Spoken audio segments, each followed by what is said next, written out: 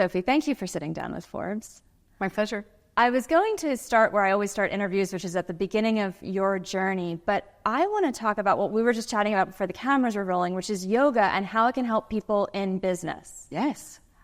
What are the benefits? Why should more entrepreneurs and business leaders be doing yoga?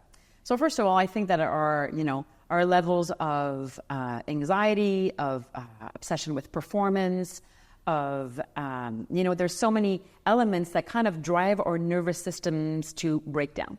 And we could talk to a lot of women who are entrepreneurs who are trying to juggle it all and trying to find some kind of balance, in their own business life and private life and family life. So yoga is not a religion. It's not, it's just a practice to show up for yourself in silence within yourself. Keeping the body warm by moving, but keeping the mind cool by practicing. So these qualities are necessary as a leader. And especially when you're a female entrepreneur and that you are in some ways managing other nervous systems, right? People who work with you, colleagues, employees, your own family. And so it's very important to find practices that allow you to create more homeostasis, to come back to balance in your work life. And I think that it's changing in offices as well. More and more people are doing mindfulness exercises, yoga, exercising, laugh therapy, playfulness. When we play, the brain goes into kind of a restoration mode. And our nervous system interprets it as, oh, we're all safe here. So can you imagine in a company, if every person who worked there felt that safe and light and, validated, we would have a different kind of, productivity.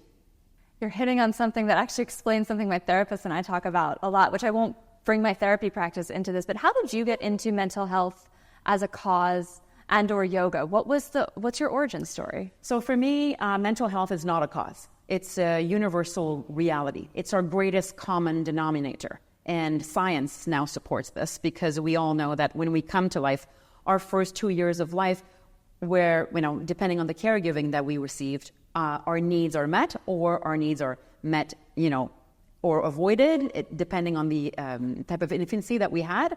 And that translates, and that kind of dance, that kind of symphony, that kind of nourishment translates into every single adult relationship that we'll have, including the one with ourselves.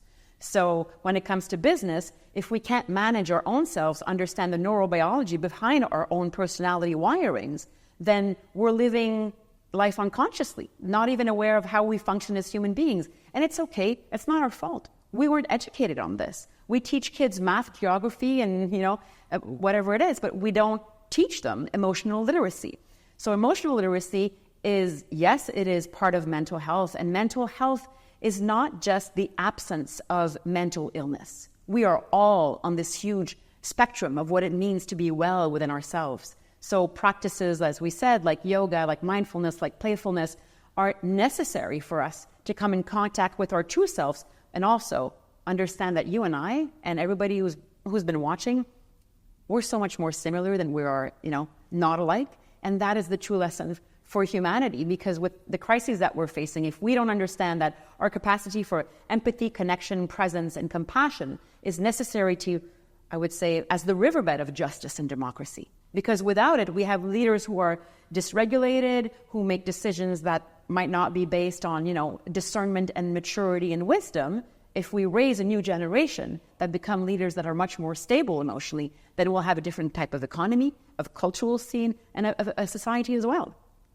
That's a bright future that you are painting for us, but are we taking the right steps to get there?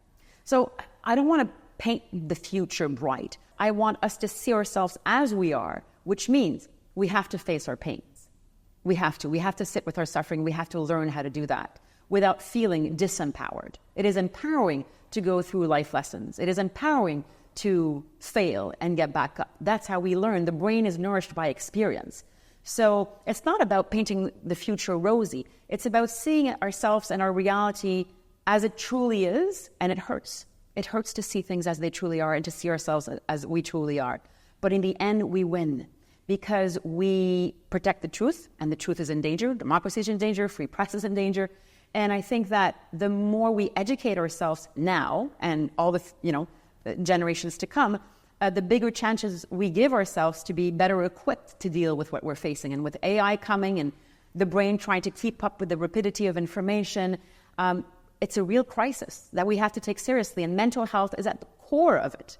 It really is. When you think about the information overload that we get on just a day-to-day basis, whether you are a business leader or a political leader, sometimes I think it's no wonder so many people feel overwhelmed and stressed. You know, people feel overwhelmed and stressed because the biggest traumas that we can go through as human beings are relational.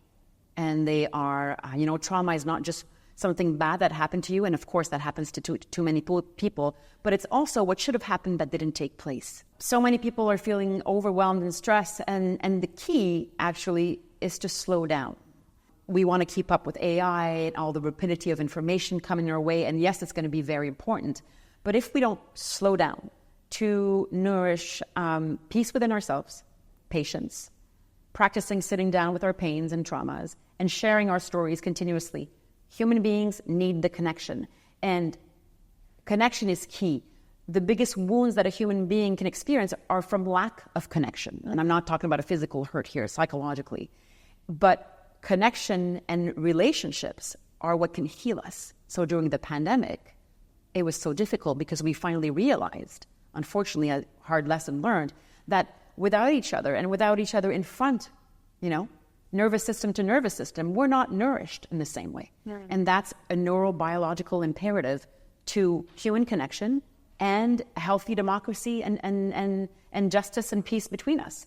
You're someone who has lived a good part of your life in the public eye. I think one of your first jobs was radio and TV and journalism. How have you maintained your mental health practice, your yoga practice through this time in the public eye? And maybe more to the point, how have you maintained your own identity when there are so many people demanding your time? So first of all, about 20 years ago, I told my story. I was a newcomer in radio and television, and I had suffered from eating disorders for years.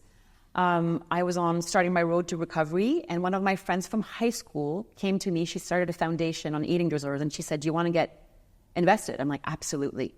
So I told my story when I was not very known at all, and I'm like, I'm not going to get any contracts. People are going to just judge me. Well, she's a girl who suffers from bulimia, but I wanted to understand more what I was suffering from, and also seeing so many people around me suffer changed my life. Gave a total new angle to what I wanted to do with my life and how I want to share my passions and my talents with people around me. And then now, some more 20 years later, I wrote a book. I'll go straight to camera with that one. Called Closer Together. And I just, it's not a title that I chose by chance. And the hug goes all around the book. I kind of daydreamed it. So I'm holding on to it. Does. Yeah, it goes around the book. Exactly. Closer together because there is no other remedy than by coming closer, physically, psychologically, emotionally, as human beings, through all the systems, through all the hierarchies, through all the titles that we invent to differentiate from one another. But in the end, and I know because I've met kings, queens, I have met farmers, I've met people who are from completely different walks of life. It doesn't matter. We are universally and biologically constructed the same way. And we share a brain that's 200,000 years old. As a hardwiring, what changes is the programming. Now, depending on the caregiving that you got in your childhood, it depends, it leaves a mark in your brain and in all your relationships after that. So I suffered from eating disorders. I got out from, the compulsion, the addiction that eating disorders are. They are not a capricious, teenage way. They hit anybody from any social class, from any religion, from any cultural background. And the whole universe of compulsions and addictions is based on, in so many ways, the fluctuations of lack of connection and our longings to be nourished fully. And it's okay. We don't have it 100% of the time, but we need to become better at nourishing ourselves through self-care. And it's not about dolling up to correspond to what society is asking of women, for example, but it's about stop resisting, start creating. We come here onto this earth with a creative sense. And when we're told what to do, how to act, what to look like, how to age or not age, we disappear. And we are in resistance mode and we're not creating. So I think as women, we have to have not only each other's backs, but each other's hearts, each other's souls, each other's, physical security, each other's emotional security. And safety is not just the absence of a threat, it's the presence of connection. And I'm quoting Gabor Mate, the great, incredible author on trauma in my book. And in my book, I interviewed, 20 or so experts across their fields that are understanding that we have the capacity to be peacemakers within ourselves and in our communities and our companies and all the success that we are creating. And I couldn't be more, filled with solidarity for all the women and sisters who are pushing the boundaries and who are being creative and who are refusing to conform to standards that are dehumanizing. There's a great saying that it says, if you haven't been called a defiant, incorrigible woman yet, don't worry, there's still time. Oh, I love that. I would normally end right there, but because I'm a yogi and you're a yogi, I would love to ask, do you have a favorite pose or a favorite sequence of poses that you do? Ooh, you know what? As a yogi, a favorite pose we should be wary of. And I think about that often. Oh. Because it's our go-to. It's our comfort zone. Okay? Like Shalabhasana, locust pose. Just like on your belly with your arms like to the back and your legs lifted. Like kind of like standing on your belly. Yeah. I don't like it. My breathing becomes constricted. So I'm going to choose a pose that I dislike to start liking it more. Because to have less preferences for human beings or for a yoga pose means that we're slowing down inside and we have more patience. Just imagine if more world leaders had those qualities and nourished those qualities within themselves. It would be very different. Yes, it would. That's really good advice. Sophie, thank you so much for sitting down with us. My pleasure.